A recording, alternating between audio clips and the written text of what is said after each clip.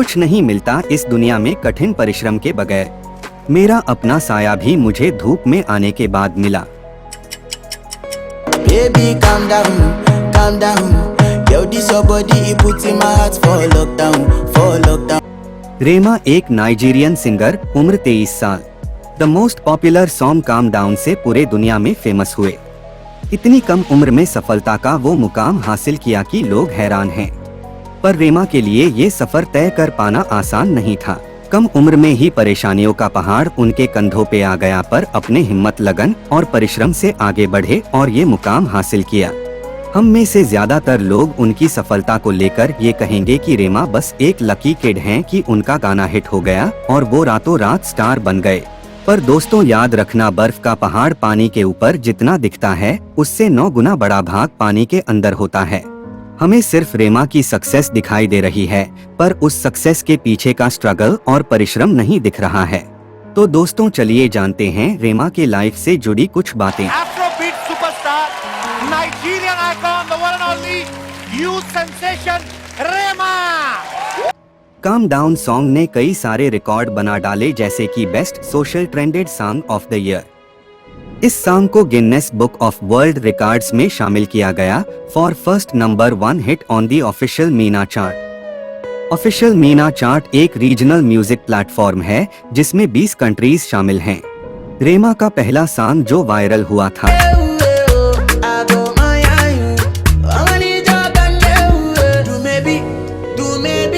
दोस्तों, रेमा, जिनका रियल नाम डिवाइन इकुबोर है, उनको लोग रेमी बॉय के नाम से भी बुलाते हैं। रेमा का जन्म बेनिन सिटी, एदो, नाइजीरिया में हुआ है।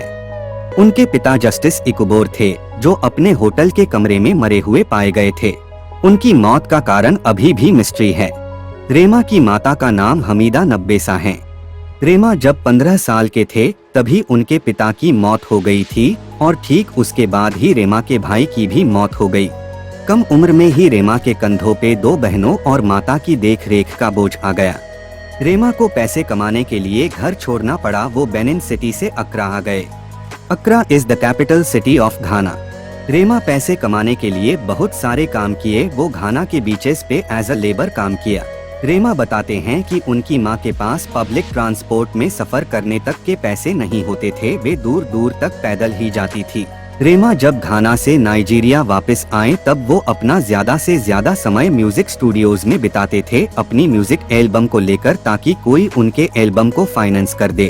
उससे पहले रेमा, जो कि बचपन से ही सिंगिंग और रैपिंग में इंटरेस्टेड थे, पर उनको अपनी प्रतिभा का एहसास पहली बार तब हुआ जब वो अपने मोहल्ले के एक चर्च में रैप नेशन प्रोग्राम में हिस्सा लिया। चर्च के मेंबर्स रेमा को पसंद करते थे। उन्होंने रेमा को एक स्मार्टफोन गिफ्ट किया। स्मार्टफोन का मिलना रेमा के जीवन में एक अहम भूमिका बना। रेमा स्मार्टफोन पे ट्यून्स डाउनलोड करके उस पे फ्री स्टाइल सिंगिंग करते और वीडियो को यूट्यूब पे अपलोड करते, जिसमें से कुछ वीडियोस वायरल होने शुरू हो गए। तभी रेमा को एक प्रोड्यूसर मिल गए जिनका नाम था ओजेडाइकस, जिन्होंने दुमेबी सॉन्ग प्रोड्यूस किया और ये सॉन्ग रिलीज होते ही वायरल हुआ और लोगों ने बहुत पसंद किया। उसके बाद रेमा का अगला सॉन्ग आया आयरन मैन, जिसपे अमेरिकन प्रेसिडेंट बराक ओबामा ने स्टेटमेंट दिया कि ये सॉन्ग उन्होंने अपने मॉर्निंग प्लेलिस्ट में रखा हुआ है। इस स्टेटमेंट के बाद रेमा का ये सॉन्ग और भी ज्यादा हिट हो गया। जब रेमा ने अपना काम डाउन सॉन्ग रिलीज किया तो ये सॉन्ग पूरे दुनिया में इतना पसंद किया गया कि इस सॉन्ग ने सारे रिकॉर्ड्स ही तोड़ दिए।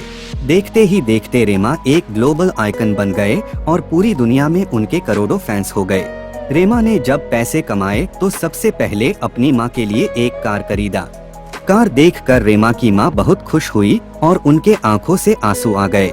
उनको अपना वो दिन याद आ गया जब उनके पास किराया तक का पैसा नहीं होता था और उनको पैदल ही चलना पड़ता था।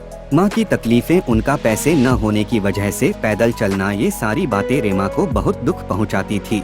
पर ये बातें रेमा के लिए सबसे बड़ा मोटिवेशन भी था, जिनको याद करके और उन परिस्थितियों को बदलने का प्रयास कर रहा था। वरना जिस उम्र में ज्यादातर बच्चे रास्ता भटक जाते हैं, गलत संगत में पड़ जाते हैं, उस उम्र में रेमा अपने छोटे कंधों पे बड़ी जिम्मेदारियां उठा रखा था और साथ ही साथ अपने पैशन को भी फॉलो कर रहा था।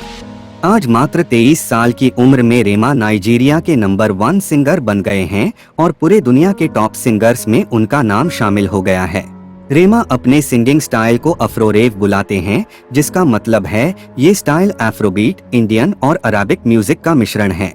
हाल ही में अपने इंडियन टूर में उन्होंने इंडिया के लोगों को उनके सपोर्ट के लिए थैंक यू कहा। रेमा ट्विटर पे भी एक्टिव हैं। हाल ही में उनका एक ट्वीट बहुत वायरल हुआ जिसमें उन्होंने कहा कि आई एम अ वर्जिन। रेमा के डेटिंग को लेकर बहुत सारे अफवाह हैं, पर ऑफिशियली अभी तक उनकी कोई गर्लफ्रेंड नहीं है। रेमा के पास काफी सारी लग्जरी गाड़ियां हैं, जिनमें Mercedes Benz G63, Lexus RX 330, BMW M4, GAC SUV। रेमा जिन सिंगर्स को पसंद करते हैं या फिर कहें कि जिनको वो फॉलो करते हैं, उनमें से सबसे पहला नाम है माइकल जैक्सन का। दोस्तों, अगर लगन और ईमानदारी से काम करेंगे तो सफलता जरूर मिलेगी।